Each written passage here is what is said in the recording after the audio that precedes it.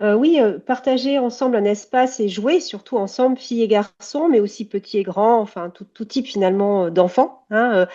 qui n'ont pas forcément l'habitude de se retrouver ou de se trouver ensemble. Ça permet effectivement de vivre un espace égalitaire, c'est-à-dire de se retrouver dans une position où on doit négocier, où chacun et chacune doit trouver sa place et où la règle du jeu fait finalement une forme de protection, hein. La règle du jeu, c'est comme le droit, c'est comme l'égalité, donc c'est extrêmement important. La mixité, c'est-à-dire le fait finalement de pouvoir mélanger différentes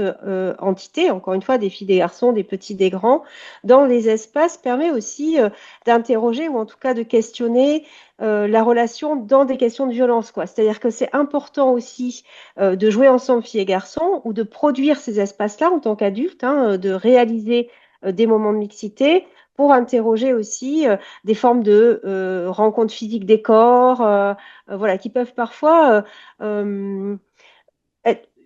avoir des formes de pensée ou